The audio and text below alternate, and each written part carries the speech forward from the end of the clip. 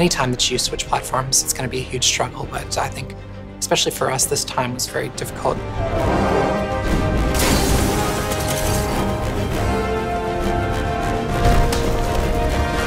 What we had on the previous Uncharted games and on The Last of Us was written for the cell architecture, and it was all optimized for that. But the PlayStation 4 just does things differently. The whole studio, like tools, everything, it's a massive challenge to push content that now needs to fill like 8 gigs versus the 256 or 512 megs that were on the PS3. You have all this memory, you have all this new processing power, so I knew that there would be a step up. I think I was surprised, and I think a lot of people in the studio were surprised by just how big that leap was going to be. First kind of starting, we asked the question of PlayStation 4, what can we do?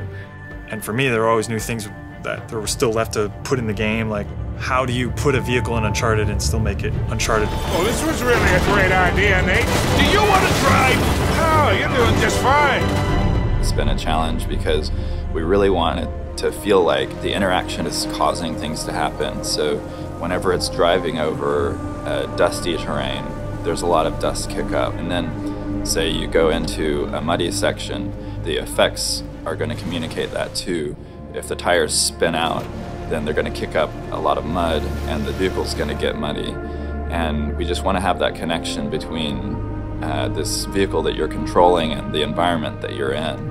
Can we do the convoy sequence from Uncharted 2 and 3, but now I'm in control of that vehicle at the same time? And driving through a dense urban city, driving quickly, is quite a challenge because you're looking at all that geometry and all that complexity just flying by you, but you can't halfway do it because you'll know. So we have to spend so much time thinking about the people that are populating the scene, the signs in the scene, the vegetation in the scene, and even though that stuff's flying by, it's got to be convincing.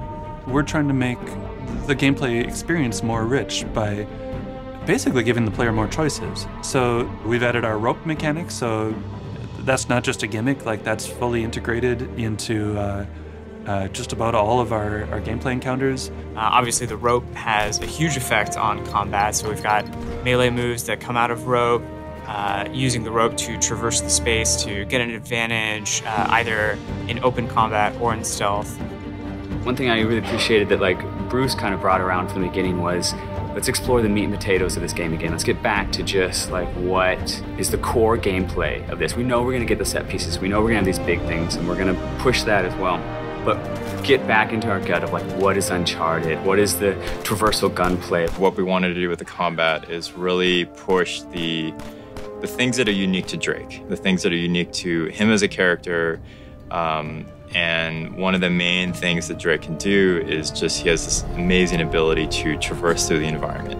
The climbing system in Uncharted 4 has been completely overhauled. We've come up with a system that gives just an unprecedented amount of fine control over Drake as he climbs. You have full analog control over both of his hands to put his hand exactly on the rock, on the handhold where you want it to be, and fluidly go from one climb to another.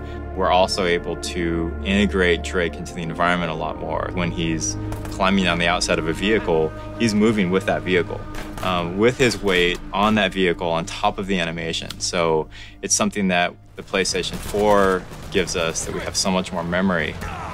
That tends to be our biggest constraint in animation, is just trying to fit all this motion, all this animation in memory. In the past, for example, when you had a character traversing with you, that character's traversal was scripted. Like once you moved here, they would move in these very specific ways. Now actually it's very systemic, and both the enemies and your allies can view the terrain in kind of this 3D space. When you have big spaces and you have the mobility of Nathan Drake, you gotta have mobility within your AI.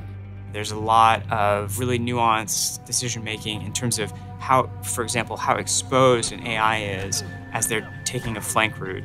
They now have this like really complex knowledge of the exposure to the player's vision as they're taking a flank route, and they will kind of dynamically decide, okay, this is actually a better route because there's more cover along this route. We didn't want a game where you just sit behind one piece of cover and just you know, sitting there and the stop and pop, you're sitting there and shooting. We really wanted you to move through the environment, to outsmart them, to flank them, for them to be able to chase you around and just have that constant motion. The enemies are smarter. We've taken a lot of the stealth elements from The Last of Us and brought those in, so the player has more choices in combat.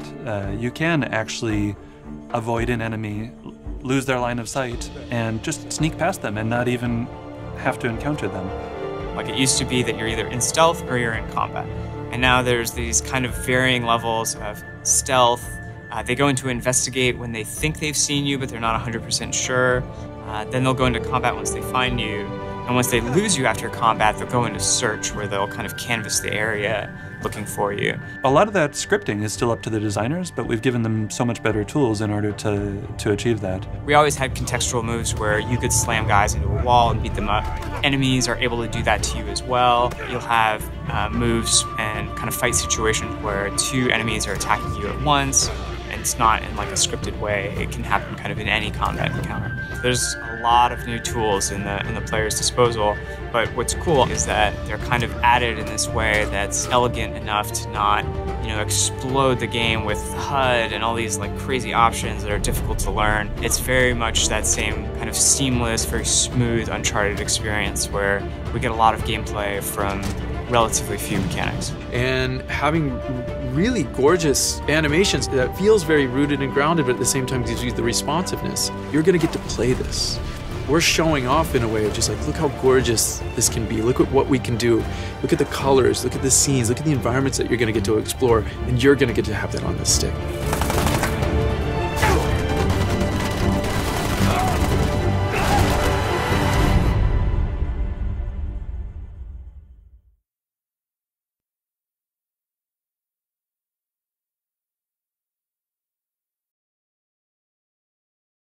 PS4 for the players.